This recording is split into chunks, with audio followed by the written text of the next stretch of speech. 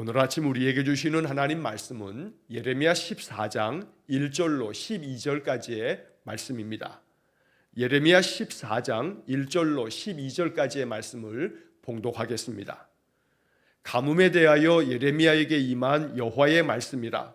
유다가 슬퍼하며 성문의 무리가 피곤하여 땅 위에서 애통하니 예루살렘의 부르짖음이 위로 오르도다. 귀인들은 자기 사환들을 보내어 물을 얻으려 하였으나 그들이 우문에 갔어도 물을 얻지 못하여 빈 그릇으로 돌아오니 부끄럽고 근심하여 그들의 머리를 가리며 땅에 비가 없어 지면이 갈라지니 밭 가는 자가 부끄러워서 그 머리를 가리는도다. 들의 암사슴은 새끼를 낳아도 풀이 없으므로 내버리며 들나귀들은 벗은 산 위에 서서 승냥이같이 헐떡이며 풀이 없으므로 눈이 흐려지는도다. 여호와여, 우리의 죄악이 우리에게 대하여 증언할지라도 주는 주의 이름을 위하여 일하소서. 우리의 타락함이 많으니이다. 우리가 주께 범죄하였나이다. 이스라엘의 소망이시요 고난당한 때의 구원자시요 어찌하여 이 땅에서 거류하는 자같이 하룻밤을 유숙하는 나그네같이 하시나이까. 어찌하여 놀란 자 같으시며 구원하지 못하는 용사 같으시니까. 여호와여, 주는 그래도 우리 가운데 계시고 우리는 주의 이름으로 일컬음을 받는 자이오니 우리를 버리지 마옵소서. 여호와께서 이 백성에 대하여 이와 같이 말씀하시되 그들이 어그러진 길을 사랑하여 그들의 발을 멈추지 아니하므로 여호와께서 그들을 받지 아니하고 이제 그들의 죄를 기억하시고 그 죄를 벌하시리라 하시고, 여호와께서 또 내게 이르시되 너는 이 백성을 위하여 복을 구하지 말라. 그들이 금식할지라도 내가 그 부르짖음을 듣지 아니하겠고 번제와 소제를 드릴지라도 내가 그것을 받지 아니할 뿐 아니라 칼과 기근과 전염병으로 내가 그들을 멸하리라. 아멘. 자, 예레미야 14장의 말씀을 오늘과 내일 이렇게 이틀 동안 읽게 되는데, 이 예레미야 14장 1절서부터 그리고 그 다음 장 15장 9절까지의 말씀은 하나님 앞에서 선지자 예레미야가 간절한 마음으로 중보 기도하는 내용들이 나오고, 세 번에 걸친 중보 기도와 함께 하나님께서 그 예레미야의 기도에 대한 하나님의 대답, 하나님께서 이 예레미야의 기도에 대해서 어떻게 응답하시는지, 어떻게 말씀하시는지에 대한 하나님의 답변이 세 가지가 쭉 이어져 나옵니다.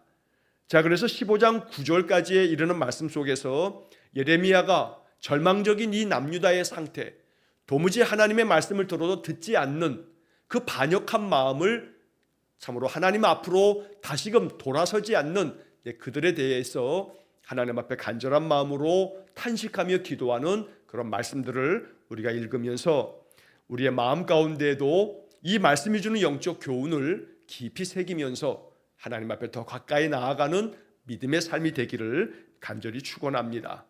자, 먼저 1절 말씀에 보면 1절부터 6절까지의 말씀은 남유다 가운데 이제 하나님께서 그들을 아무리 징계하고 또 아무리 심판을 예언해도 듣지 않는 저들에 대해서 가뭄으로 그들의 삶을 척박하게, 그들의 삶이 정말 깨지고 무너지도록 만들어 가시는 하나님의 징계를 이제 구체적으로 또 예언해 주십니다. 자, 1절에 보면 가뭄에 대하여 예레미야에게 임한 여호와의 말씀이라. 남유다에 가뭄이 내려질 것이라고 하나님께서 예레미야를 통해서 경고하며 말씀하신 것입니다. 가뭄이 찾아오게 되면 모든 땅들이 메말라 버리며 모든 곡식뿐 아니라 도무지 살 수 없는 그런 환경 속에서 우리가 처하게 됩니다. 우리가 이렇게 기후변화의 시대다라고 하는 그런 이야기들을 뉴스에서 많이 들으면서 지금 많은 그런 폭염들이, 또 어느 지역에서는 엄청난 폭우가, 그래서 기상재앙들을 만나는 것이라고 하는 그런 많은 이야기들을 듣는데, 사실은 이 기상이라고 하는 것은, 기후라고 하는 것은 인간들이 자초한 그런 측면도 있긴 하지만 그러나 인간의 영역이 아닙니다. 인간이 어찌할 수 없는 바가 있습니다. 지진이 나거나 홍수가 나거나 또 아니면 엄청난 가뭄이 생겨지는 이러한 것들은 도무지 인간이 어찌할 수 없는 그러한 자연적인 그런 많은 재난이 되어지는데, 성경은 이런 많은 자연의 역사조차도 하나님께서 하나님의 뜻을 나타내시는 도구로 사용하신다라고 하는 그런 말씀을 우리에게 들려주십니다. 그래서 가뭄에 대하여 예레미야에게 임한 여호와의 말씀이라, 우리는 이 말씀 속에서 가뭄에 대하여라는 이 구절을 여러 각도로 해석할 수 있습니다. 그냥 가뭄은 자연적인 현상이다 라고 이렇게 생각하고 지나간다면 그러한 사람에게는 그냥 지나가는 일입니다. 그러나 가뭄을 통해서 하나님께서 예레미야에게 말씀하시는 바가 있다 라고 하는 것이 1절의 내용입니다. 그래서 우리의 인생의 삶에서 어떤 일을 경험하든지 그 만나는 일들을 통해서도 하나님이 이 사건을 통해서, 이러한 일들을 통해서 우리에게 뭘 말씀하시려는가, 우리가 이러한 일들을 겪으면서 무엇을 깨닫기를 원하시는가 라고 하는 점에 초점을 맞추어서 깊이 기도하면서 묵상하면 하나님께서 우리의 인생의 삶에서 우리가 겪어야 하는 여러 가지 일들을 통해서도 우리를 더욱더 성숙한 믿음으로, 또 그런 모든 것들을 믿음 안에서 견디어 가도록 만드시는 것입니다. 자, 2절 말씀에 보면 유다가 슬퍼하며 성문의 무리가 피곤하여 땅 위에서 애통하니 예루살렘의 부르짖음이 위로 오르도다. 자, 이 유다의 슬픔은 가뭄 때문에 생겼습니다. 그래서 성문의 무리가 피곤하다라고 이렇게 말씀하고 있는데, 세번역 성경을 보면 성읍마다 백성이 기력을 잃고 라고 말씀합니다. 가뭄이라고 하는 것이 비가 내리지 아니하고 계속된 그 태양볕 때문에, 그 엄청난 그 태양볕, 그 태양볕으로 인해서 모든 땅들이 완전히 메말라 버립니다. 열사병이라고도 하고 일사병이라고도 하는 그러한 태양의 강렬함으로 말미암아 사람들이 기력을 잃고 심지어는 죽기까지 하는 것이 이 강렬한 태양빛입니다.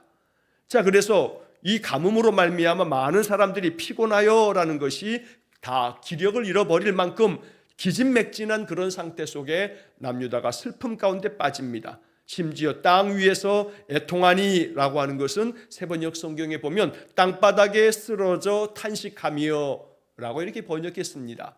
열사병으로, 일사병으로 사람들이 땅바닥에 쓰러지고, 또 심지어는 그로 말미암아 죽기도 하고, 그래서 남유다가 슬퍼하면서 애통한 마음으로 하나님 앞에 나아가야 되는데, 그들은 그러한 가운데에서도 하나님께로 나아가지 아니하고 하나님 앞에서 회개하지 아니하고 하나님의 뜻을 계속 저버립니다.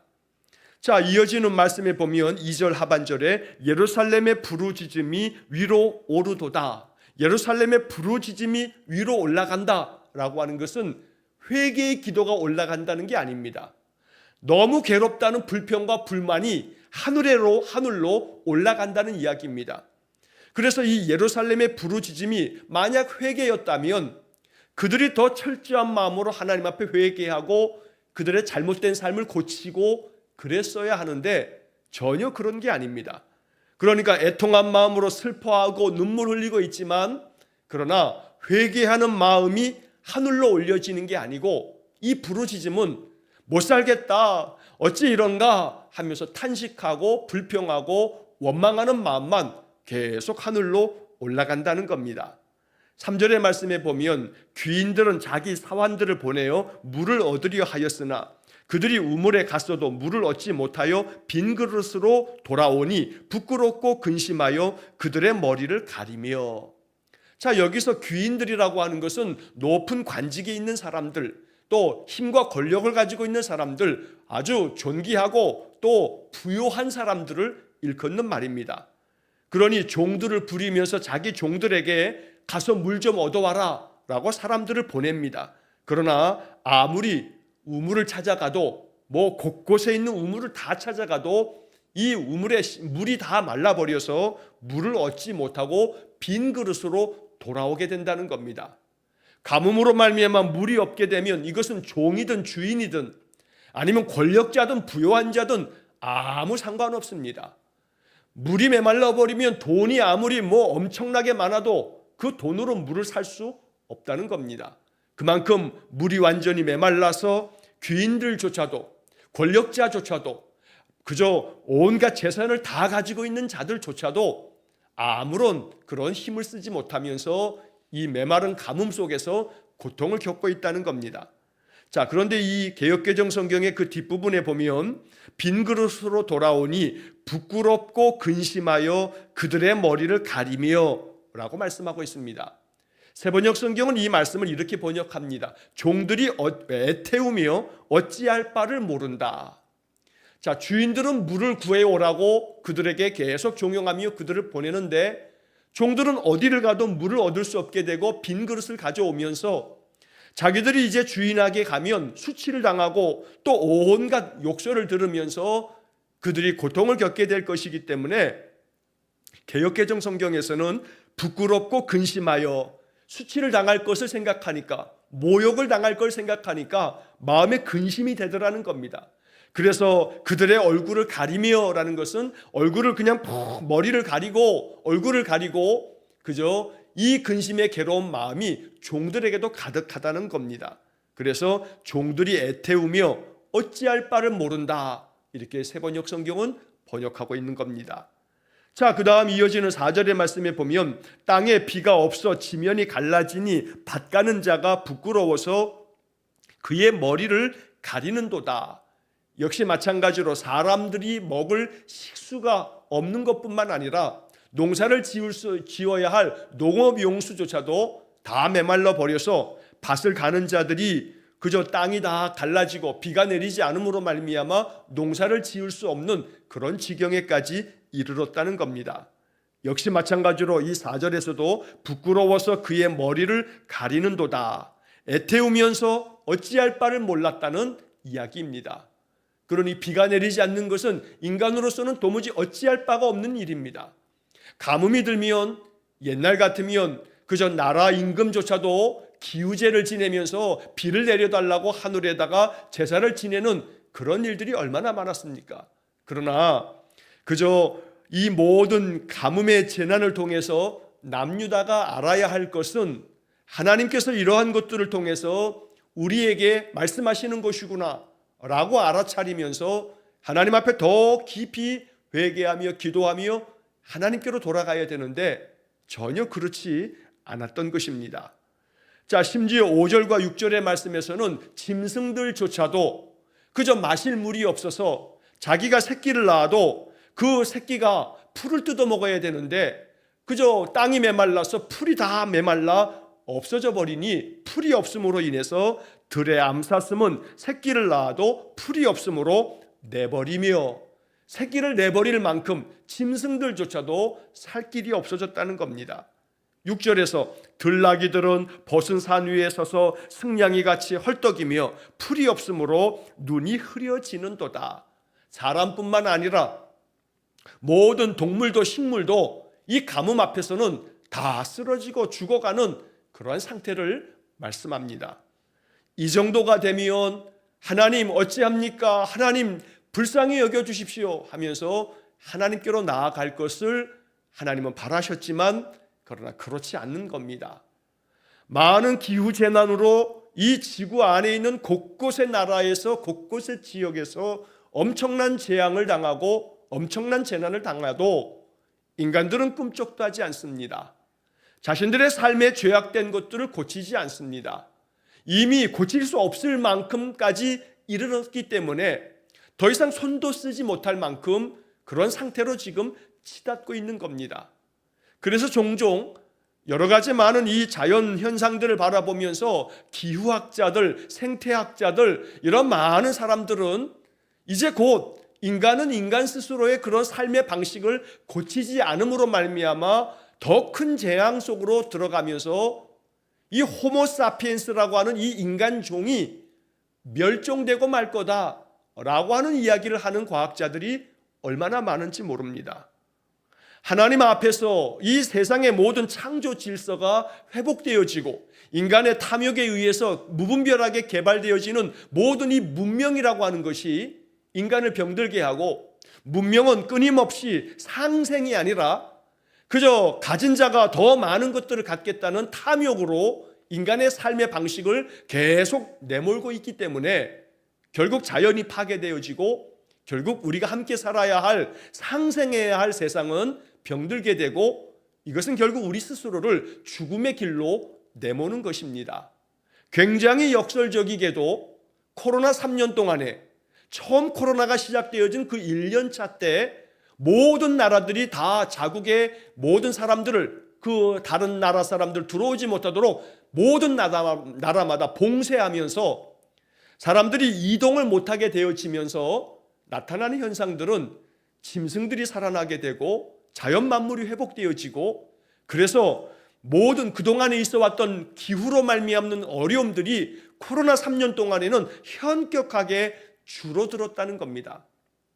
그러나 다시금 코로나가 해제되면서 다시 자유롭게 왕래하기 시작하면서 또다시 이 세상은 이 지구는 정말로 더 끓어오르고 있다는 것입니다.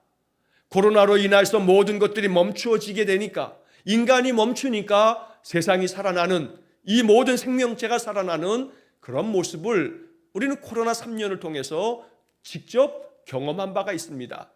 그러나 이것이 지나가면서 깨닫지 못함으로 인해 또다시 재앙의 악순환이, 재난의 악순환이 더 거칠게 반복되어질 것을 심지어 세상에 믿음이 없는 과학자들도 그렇게 내다보고 있다는 겁니다. 가뭄이라고 하는 것은 분명히 자연재난입니다. 그러나 이것을 그냥 자연재난으로 끝내버리면 이것은 더 많은 재난들로 악순환이 벌어질 것입니다. 그러나 이 재난 앞에서 남유다 백성들이 깊이 묵상하고 깊이 깨닫고 그들의 삶을 고치고 그들의 그 잘못됨을 바르게 잡았다면, 그래서 하나님의 뜻을 온전히 순종하며 나아갔다면 그들의 삶은 나라가 망하는 패망까지 이르지는 않았을 겁니다. 그러므로 항상 하나님께서 우리에게 말씀하시는 많은 방법들을 통해서 하나님은 새벽부터 부지런히 말씀하고 계시기 때문에 하나님 나에게 말씀해 주십시오. 주의 종이 듣겠습니다. 어린 사무엘도 하나님의 음성 앞에서 주의 종이 듣겠사오니 말씀하옵소서라고 이렇게 이야기함처럼 언제나 하나님의 목소리에 귀 기울이고 하나님께서 내 마음 가운데 부어주시는 그 지혜로운 말씀들을 깨달을 수 있도록 늘 성령의 은혜를 구하고 깨달을 때마다 순종함을 통해서 하나님이 우리의 삶을 통해서 하나님의 은혜를 베푸시며 역사하시도록 늘 순종의 삶을 사는 성도가 되시기를 간절히 축원합니다. 자, 이제 7절 이하의 말씀은 이렇게 가뭄이 계속 극심하게 찾아오면서 예레미야 선지자가 하나님 앞에 자비를 구하는 이제 중보의 기도와 함께 하나님의 답변이 나오게 됩니다. 자, 7절에 보면 여호와여 우리의 죄악이 우리에게 대하여 증언할지라도 주는 주의 이름을 위하여 일하소서. 우리의 타락함이 많으니이다. 우리가 주께 범죄하였나이다. 이것은 예레미야가 남유다를 대신하여 하나님 앞에 중보 기도하면서 우리가 범죄하였습니다. 우리의 죄악이 심히 많습니다. 우리가 얼마나 죄악됐는지 우리 자신의 이 죄악된 것에 대해서 죄악이 이것을 증언하고 있습니다. 즉 세번역 성경은 이렇게 번역합니다. 비록 우리의 죄악이 우리를 고발하더라도 주님의 이름을 생각하여서 선처해 주십시오. 이 7절의 말씀에 우리의 죄악이 우리에게 대하여 증언할지라도, 즉 우리가 너무나 죄가 많다는 것을 하나님, 우리의 이 죄악된 것들이 이 사람들이 죄를 짓고 있어 라고 이렇게 우리를 고발한다 할지라도 주는 주의 이름을 위하여 일하소서. 여기 일하소서라고 하는 이 번역을 세번역 성경은 선처해 주십시오 이렇게 번역을 하고 있는 겁니다.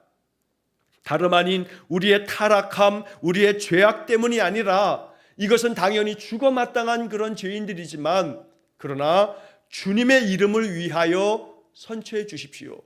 왜냐하면 우리 남유다 백성들은 하나님의 백성이라고 일컬어지는 그런 사람들이니 하나님, 주님의 이름을 위해서, 우리를 위해서가 아니라 주님의 그 거룩하고 영광스러운 이름을 위해서 우리를 선처해 주시고 우리를 불쌍히 여겨 주십시오. 이렇게 예레미야가 기도하는 겁니다. 예레미야는 자신들의 죄악이 얼마나 큰지 우리의 타락함이 많으니이다. 우리가 주께 범죄하였나이다. 이렇게 죄를 고백하면서 자신들의 그 죄 가운데에서도 하나님께서 자비를 베풀어 주시기를 기도하고 있는 겁니다. 그 다음에 이어진 8절 말씀에서 이스라엘의 소망이시요 고난당한 때의 구원자시요 어찌하여 이 땅에 거류하는 자같이 하룻밤을 유숙하는 나그네같이 하시나이까. 어찌하여 놀란 자 같으시며 구원하지 못하는 용사 같으시니까.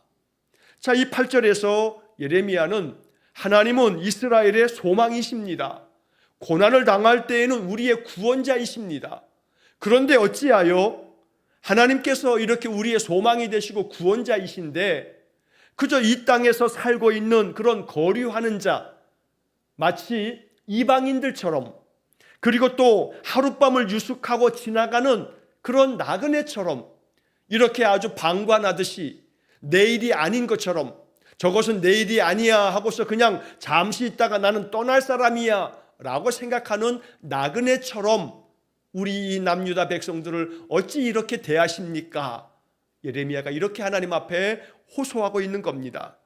9절에서는 어찌하여 놀란 자 같으시며 라고 하는 이 말씀은 세번역 성경은 이렇게 번역합니다. 어찌하여 놀라서 어쩔 줄을 모르는 사람처럼 되시고 구해줄 힘을 잃은 용사처럼 되셨습니까?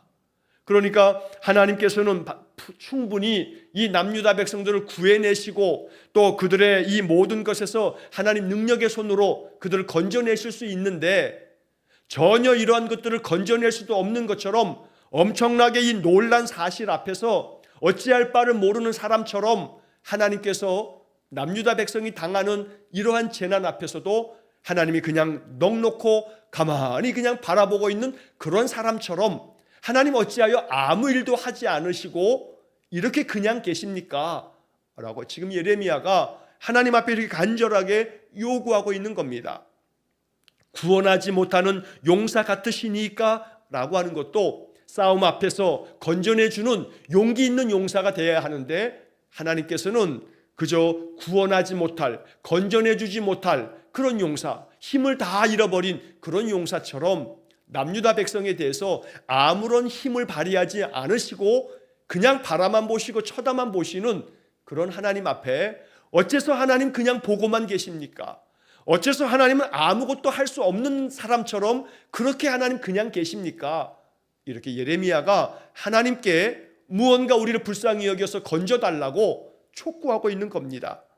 그래서 우리는 이 8절의 말씀에 예레미야가 이렇게 고백하고 있는 것처럼 이스라엘의 소망이시요 고난당한 때의 구원자시요, 이것이 우리의 신앙 고백이 되며 우리가 하나님 앞에 믿음 안에서 이런 믿음 가지고 살아가야겠습니다. 우리의 소망은 여호와 하나님이십니다. 나 자신이 가지고 있는 그 어떤 것도 내게 소망이 되지 못합니다. 왜냐하면 그것들은 그저 잠시 인생 가운데 있다가도 또 사라져버리는 유한한 것이기 때문에 그렇습니다. 오직 영원하신 하나님만이 우리의 참 소망이 되시고 우리가 고난당한 때에도 참된 구원자는 오직 여호와 하나님 한 분이십니다. 그래서 우리는 이 8절 말씀을 읽으면서 언제나 하나님 앞에 나의 소망 되신 하나님, 오늘도 내 삶을 구원하시고 오늘도 이 하루의 삶을 통해서 하나님 주시는 그 은혜가 넘쳐서 내 마음에 감사가 늘 흘러나오고 그 마음의 기쁨이, 그 마음의 삶의 평안이 넘쳐나고 하나님 은혜 안에서 평강이 가득한 형통의 삶을 살게 해주십시오. 이렇게 하나님 의지하면서 기도하는 삶을 살아야 되겠습니다. 자, 그 다음에 이어지는 9절 하반절의 말씀에서 보면 여호와여 주는 그래도 우리 가운데 계시고 우리는 주의 이름으로 일컬음을 받는 자이오니 우리를 버리지 마옵소서. 이게 예레미야의 충고 기도입니다. 하나님, 아무리 이렇게 하나님이 우리를 그냥 쳐다만 보시면서 방관자처럼 우리의 이 괴로움 앞에서 우리를 건져내시지 않고 그냥 바라보고 계시지만 그러나 우리가 믿습니다. 여전히 여호와 주님은 그래도 우리 가운데 계심을 믿습니다. 여기 그래도라고 하는 말이 얼마나 은혜가 되고 위로가 되는 말씀인지 모릅니다. 아무리 이렇게 우리가 하나님을 떠나고 거역된 삶을 살아서 하나님이 우리를 징계하시려고 이 가뭄까지 혹독한 가뭄 속에서 고통을 겪고 있지만 그럼에도 불구하고 우리가 부르짖어도 듣지 않으시는 그런 상태가 되었지만 그래도 여전히 하나님은 우리 가운데 계심을 믿습니다. 그래도 우리 가운데 계시고 우리는 주님의 이름으로 일컬음을 받는 자이오니, 즉 하나님의 백성이다. 저 사람들은 예수 믿는 사람들이야, 하나님 믿는 사람들이지 라고 주님의 이름으로 일컬음을 받는 그런 사람들이오니 우리를 버리지 마옵소서. 이게 예레미야의 간절한 충고 기도입니다. 이 남유다 사람들을 버리지 말아 주십시오. 결코 버리지 마시고 다시 회복시켜 주십시오. 이것이 예레미야가 이렇게 눈물을 흘리면서 하나님 앞에 기도하는 기도의 내용입니다.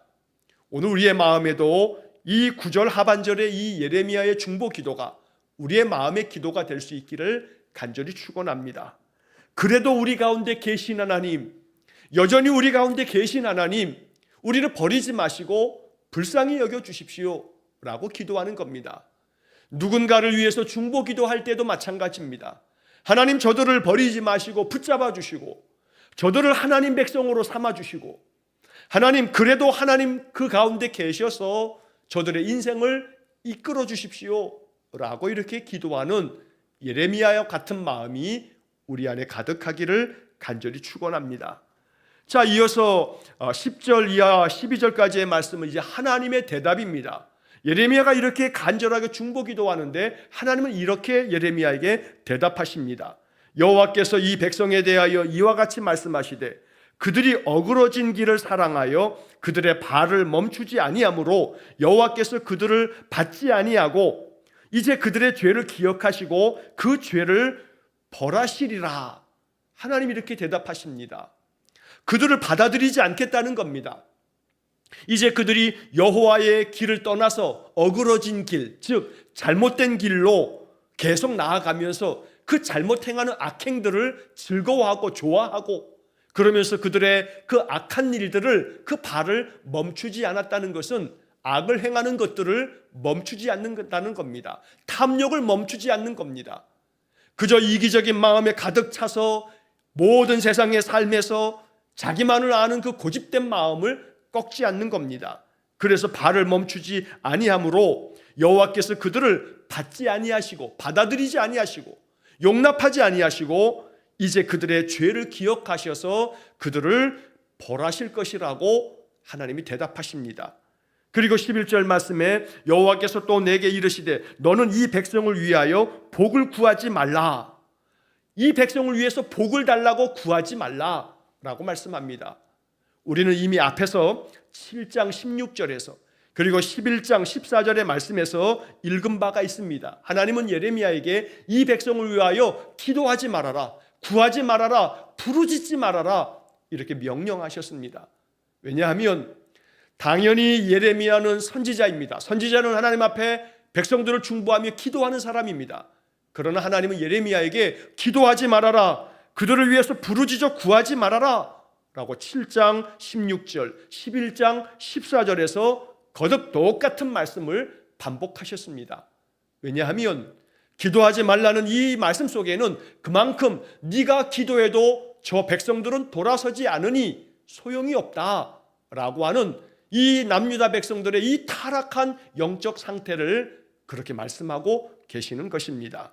그래서 백성을 위하여 복을 구하지 말라 말씀하시고 이제 12절에서 그들이 금식할지라도 내가 그 부르짖음을 듣지 아니하겠고 번제와 소제를 드릴지라도 내가 그것을 받지 아니할 뿐 아니라 오히려 칼과 기근과 전염병으로 내가 그들을 멸하리라.